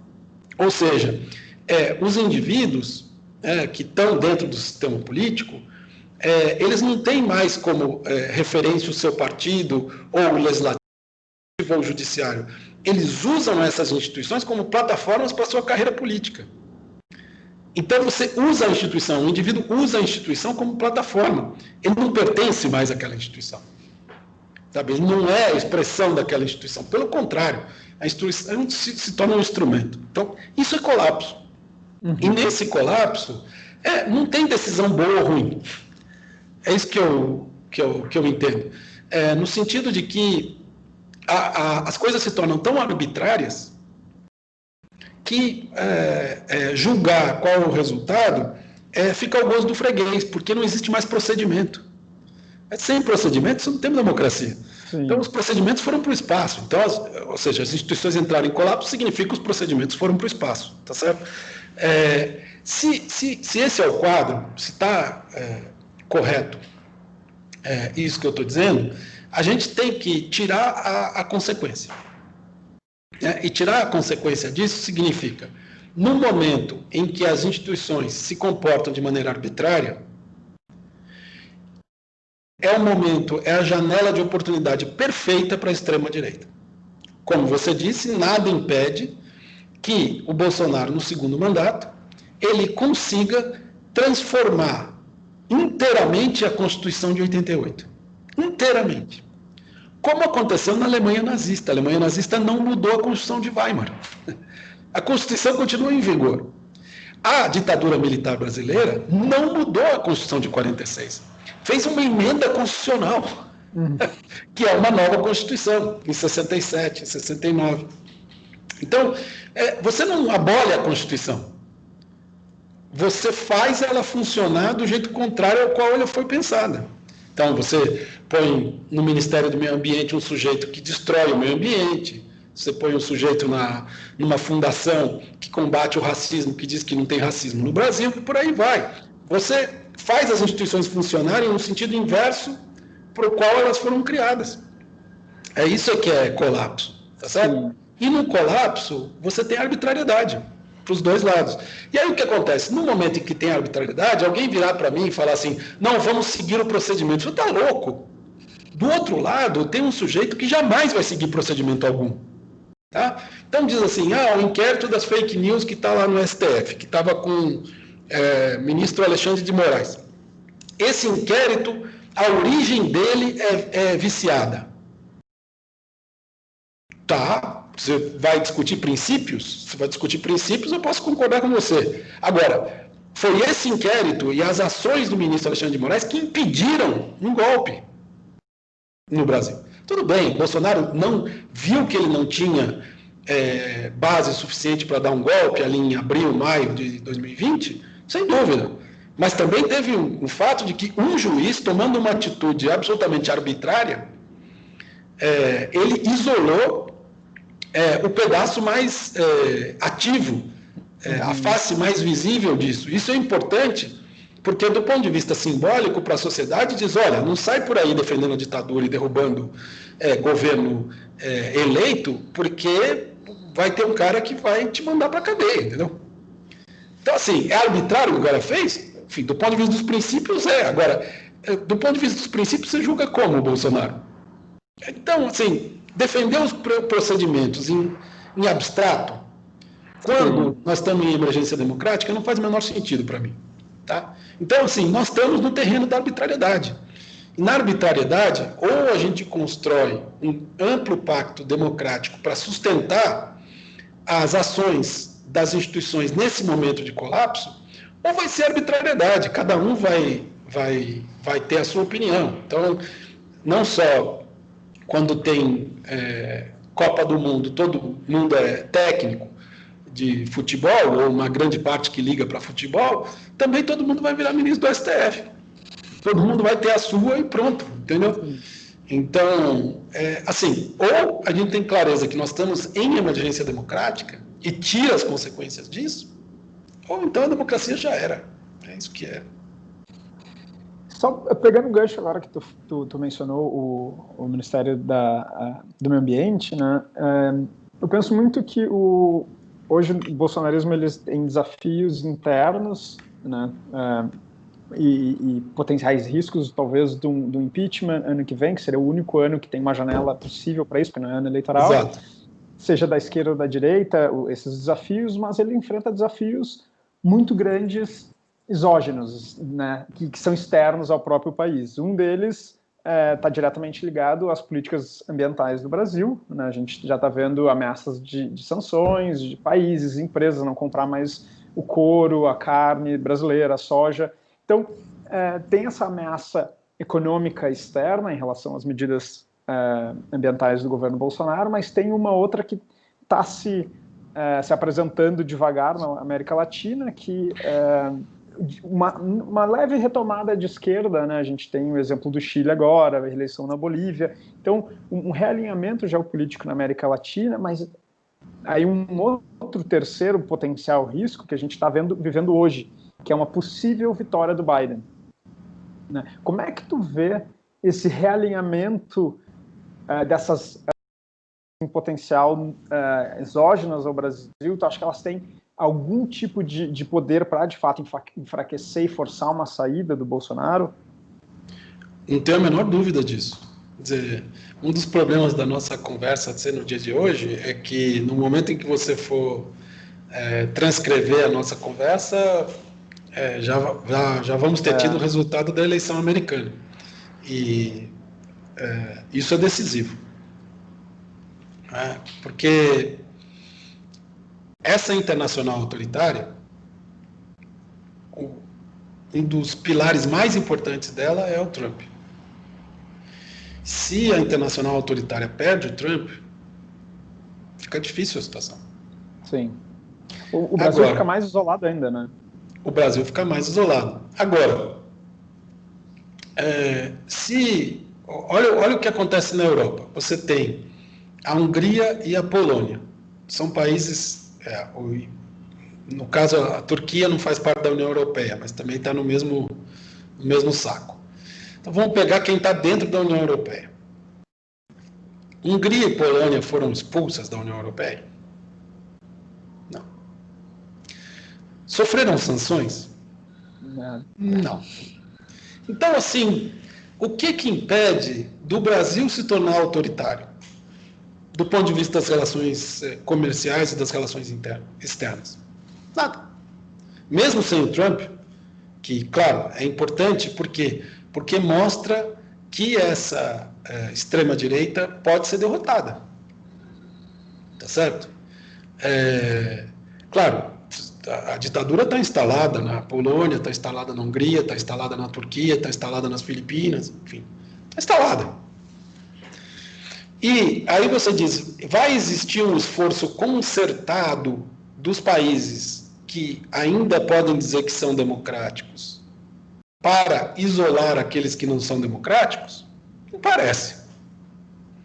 Tá certo? Não parece até agora. Então, assim, você diz, mas tem a ameaça das sanções ambientais. É verdade, existe a ameaça. Vão levar a cabo as ameaças? Porque, assim, quanto que o Brasil fornece de alimento para o mundo? Assim, sabe, dá confusão. Uhum. O Brasil pode entrar numa depressão econômica profunda se deixarem de comprar os nossos produtos primários, mas também vai dar fome no mundo inteiro. Então, assim, você tem um potencial de pressão, tanto é que a ministra da Agricultura é a Tereza Cristina, não Sim. por acaso, tá certo? Então, o Bolsonaro botou uma pessoa ali que é do ramo. Não colocou. No meio ambiente, ele coloca um sujeito que destrói o meio ambiente, mas na agricultura, não. Porque isso é sério, tá claro. certo? Isso daí dá confusão.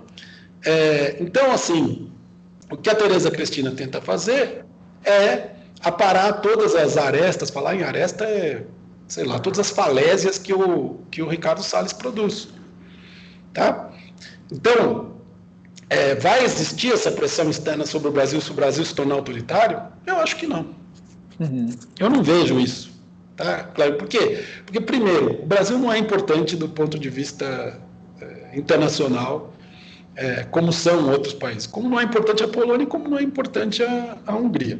A Turquia é importante, em termos geopolíticos, mas ela está fora da União Europeia, então não vamos discutir isso. Tá? Inclusive, eu acho que é uma das razões pelas quais a Turquia não entrou até hoje na União Europeia. Então, eu tenho a impressão de que não vai ter um efeito muito grande o Brasil se tornar autoritário para os outros países. Agora, você fala assim, mas pode ser que tenha pressão ambiental porque existe um mercado consumidor que é consciente em termos ambientais. Beleza. Se isso acontecer, o governo Bolsonaro muda. Uhum. Entendeu? Não vai ter dificuldade em falar, ô Salles, vai para casa, vai fazer um estágio no exterior e tal, que eu vou ter que botar um cara que esse pessoal da União Europeia acha que é bom e tal, e que impede o desmatamento. Não tem essa dificuldade. Entendeu? E o chanceler, o Araújo, ele já disse que separe é bom. Fez um discurso que ele fala em grego e tudo, para poder dizer que não tem problema separe. Uhum. Porque é isso. Então, os Estados Unidos vão perder um potencial geopolítico porque o Brasil se torna uma ditadura? Não. Aí você fala, mas e a América Latina? Beleza. Como é que o MAS voltou ao poder na Bolívia? Fazendo um acordo com a direita. Foi isso que aconteceu lá. Então, peraí. Se você vai realmente seguir o exemplo da Bolívia, você tem que fazer uma coisa parecida aqui. Senão você não vai conseguir. Quer dizer, como é que o Chile conseguiu uma nova Constituição? Porque botou fogo em tudo que tinha pela frente durante meses. Tá certo? Ou seja, eles tiveram a revolta dos pinguins, mas como se fosse o junho de 2013 deles de verdade, foi agora. Sim. Certo? E eles tiraram a consequência. A consequência nós não podemos ter uma constituição da ditadura. Perfeito, eles conseguiram canalizar esse sentimento da rua, que ninguém sabia muito bem como fazer, aqui no Brasil não sabia como fazer, para o lugar certo. E 70%, falaram isso. Sim. Então, sabe, não sei o que vai acontecer no Uruguai, porque ainda tem muito tempo do povo. Mas lá a coisa é o seguinte, a vitória da direita não desorganizou a esquerda. Não, como verdade. Aconteceu aqui. Na Argentina, a situação é muito ruim, tanto do ponto de vista econômico, quanto do ponto de vista da pandemia agora, tá certo? Embora tenham sido tomadas medidas que eram as medidas mais corretas, é aquela coisa, quando você tem segunda onda, se é que é segunda onda o que está acontecendo na Argentina, quem foi menos afetado vai ser o mais afetado. Essa, por enquanto, é a lei da pandemia, certo? Uhum. Então, e nos Estados Unidos dá até medo de pensar. Dá medo de pensar o que está acontecendo lá agora. Então, assim, é muito importante o resultado da eleição americana? É muito importante. Agora, não é decisivo para cortar as chances do Bolsonaro se reeleger e implantar um regime autoritário no Brasil. Não vejo assim, sabe? Quando a gente está fraco, e eu digo a gente é o campo democrático, quando a gente está fraco, a gente fica depositando as esperanças num milagre, em alguma coisa externa, em alguma coisa que vai acontecer e vai resolver tudo. Sim, Joe Biden vencer não vai resolver nada. Vai ajudar muito a gente a respirar, vai ajudar os Estados Unidos a voltarem a respirar, vai ajudar o mundo a voltar a respirar. Mas o que está na base, que produziu Trump, que produziu Bolsonaro, que produziu Viktor Orbán, continua lá. Continua aqui. Sim. Então, assim, é com isso que a gente tem que lidar. E não tem como garantir que não volte numa eleição seguinte, né? Claro. O Bolsonaro, ele é sintoma, embora ele tenha sido um grande organizador também, alguém que conseguiu tornar orgânico essa parte autoritária da população brasileira, ele também é um sintoma. Sabe? Como o Trump é um sintoma, etc. Então, as pessoas são sintoma e causa ao mesmo tempo. Sim. Me diz uma coisa... Perdão, desculpa, não queria... Diga.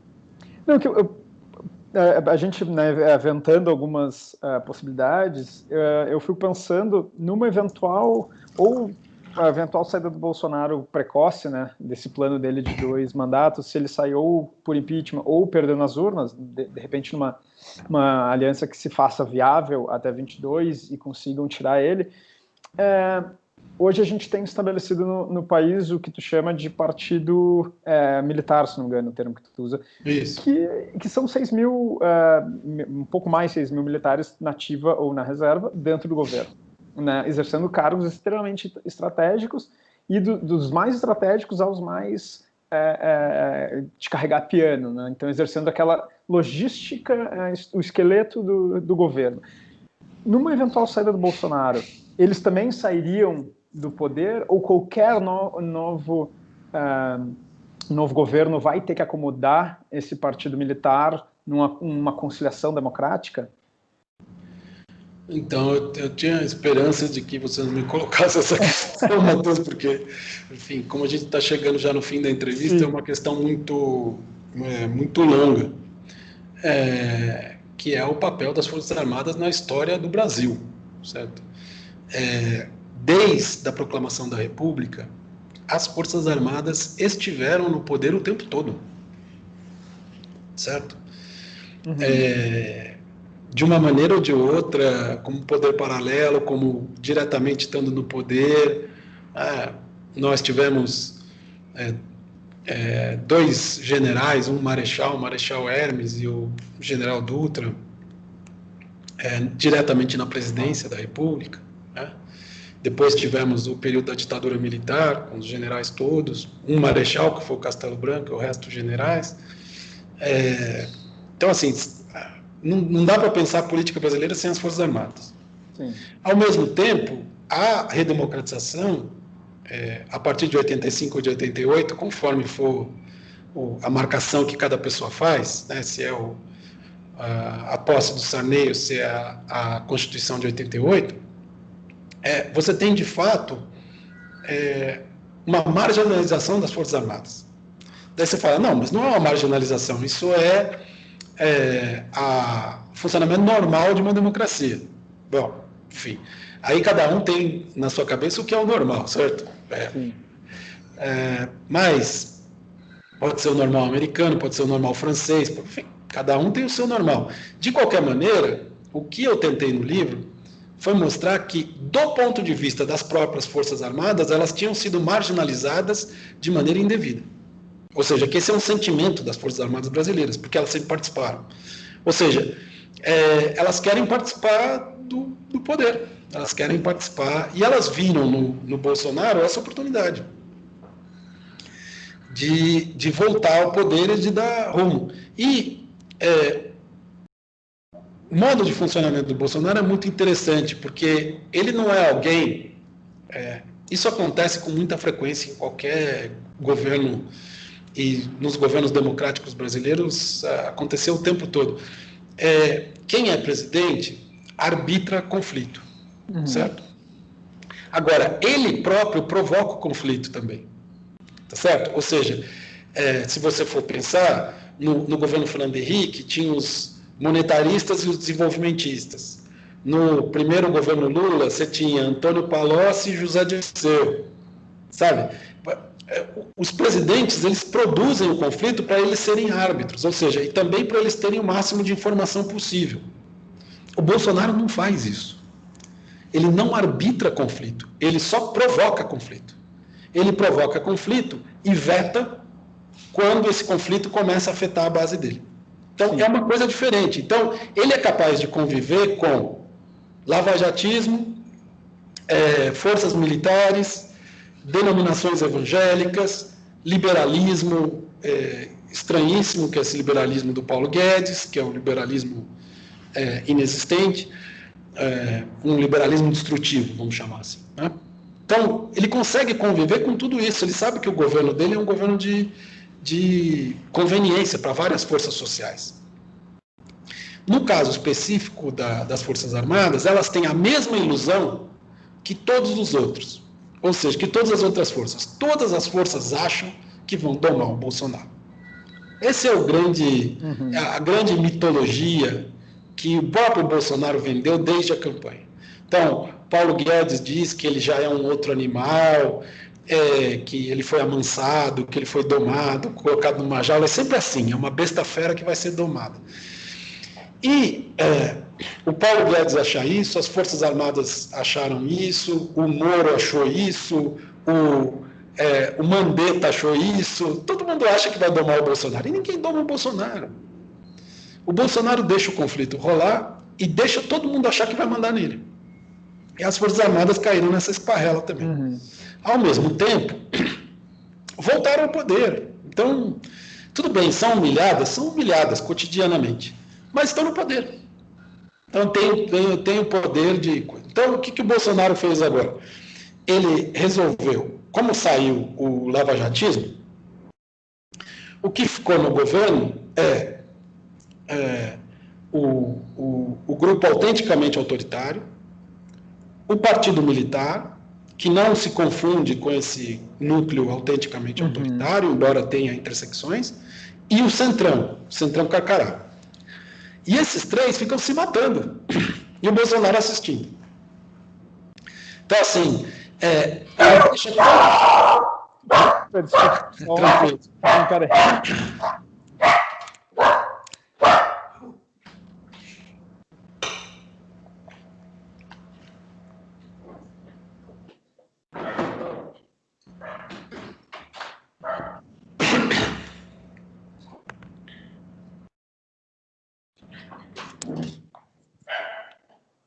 Mil desculpas. Imagina. Nada chegou, eu não tinha me organizado.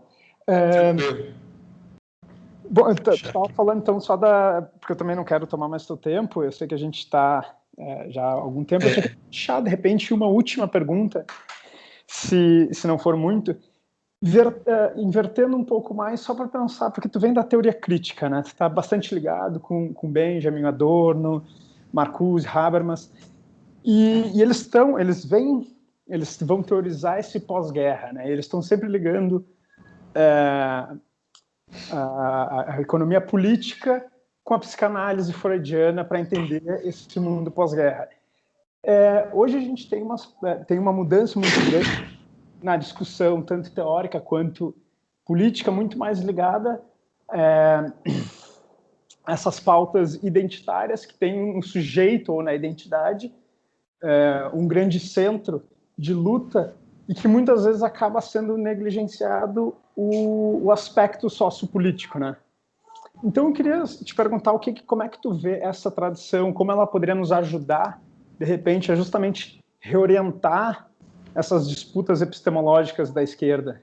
Eu sei que é uma pergunta... Você só coloca a pergunta fácil, quer dizer, isso daí daria, sei lá, um curso inteiro, uma graduação inteira para responder isso daí. Veja, PMDBismo é um conceito que foi produzido no quadro da teoria crítica.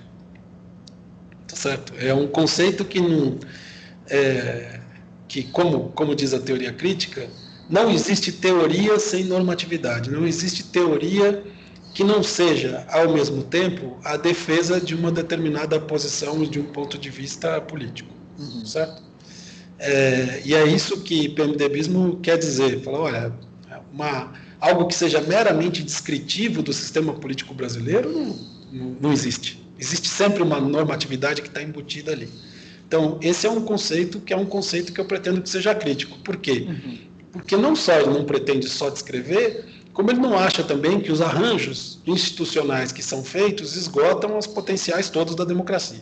Certo? Então, só para dizer que quando eu tento fazer análise política, etc. e tal, a teoria crítica, eu mobilizo a teoria crítica.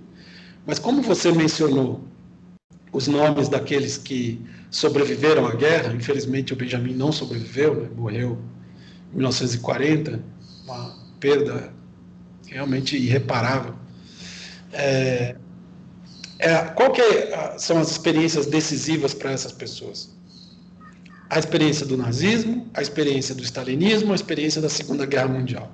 Essas experiências são decisivas. Claro, a experiência também da República de Weimar e daquela democracia. Então, veja, Matheus, para mim, uma pessoa que se filia à teoria crítica, ser obrigado a ser realista, que é o que a situação atual está me obrigando, é algo, para mim, o movimento teórico e pessoal mais difícil que eu posso fazer pessoalmente, sabe? Porque quando você tem uma democracia que você acha que está mais ou menos caminhando, veja, o espaço para a utopia se abre. Quando o teu horizonte é um horizonte de destruição da democracia, o espaço da utopia ele se fecha. E você passa a defender o mínimo para você poder um dia abrir de novo a janela para olhar para o máximo. Não significa que você deixe de pensar utopias, mas fica mais difícil, né? Porque elas se tornam realmente utópicas, né? Não são mais utopias concretas, são utopias realmente utópicas. Tá? Então, para mim, tem que fazer esse movimento de dizer, gente, esse é um momento tão grave que eu tenho que abrir mão de certos horizontes utópicos para defender o mínimo, é muito difícil. E isso é muito diferente daquilo que Adorno ou Habermas fizeram no pós-guerra, como você mencionou. Porque, veja, eles estão elaborando a experiência totalitária dentro de uma democracia. Você pode dizer, bom, a democracia alemã não era lá uma grande democracia, etc. Sim, mas estava funcionando ali e tinha uma perspectiva de que ia continuar. E assim foi para o mundo que eles teorizaram, que era do hemisfério norte, basicamente, tá certo? Então, assim, onde tinha democracia, que era em pouco lugar, tá certo? Que durou, eu digo, né? Então, Portugal não tinha, na Espanha não tinha, na Grécia também não teve, junto com o Brasil, na América Latina inteira, a partir da década de 60 passa a não ter, enfim, tudo isso. Então, eles estão teorizando o totalitarismo e o autoritarismo num ambiente em que existe democracia. Então, isso não te impede de pensar as duas coisas ao mesmo tempo, que o risco autoritário está sempre presente em qualquer sociedade capitalista, democrática ou não, certo? Está sempre presente. O autoritarismo está sempre ali. E você tem que ficar alerta. Isso é uma coisa. A outra coisa é que não te impede de pensar a utopia. Então, eles estão em uma situação que é muito dura, porque imagina a reconstrução da Alemanha depois do nazismo. É uma coisa impensável, né? escombros mesmo, em todos os sentidos. Mas eles têm uma perspectiva de que, por mais que a democracia seja pouco democrática, você tem uma certa manutenção, uma certa vitória da democracia sobre o autoritarismo. A nossa situação é uma situação em que, pela primeira vez na história brasileira, você tem 35 anos ininterruptos de democracia e que a democracia está ameaçada. Então, é uma situação muito complicada, porque muitas vezes as pessoas falam assim, não, vamos pegar o que o Adorno disse lá em 1950, na personalidade autoritária, ou numa conferência que ele fez, já perto do final da vida, sobre o extremismo de direita, e vamos pensar agora, falando, peraí, mas o ambiente em que o Adorno está pensando não é um ambiente em que a democracia está em emergência, não é de iminência de perda da democracia. No país onde ele está, nos lugares onde ele está teorizando, porque ele não estava teorizando sobre o Brasil, certo? Então é diferente a perspectiva dele, tem que ser diferente a nossa perspectiva também. Agora, o que importa, eu acho, pensando a sua pergunta como um conjunto, então, teoria crítica, por que o PMDBismo é uma categoria criada nesse ambiente, etc. O PMDBismo, ele também tem uma contrapartida, que é uma contrapartida que eu não tive a oportunidade de desenvolver no Imobilismo em Movimento, né, que é a contrapartida social, que é isso que você mencionou. Ou seja, o bolsonarismo, ele não é só um presidente.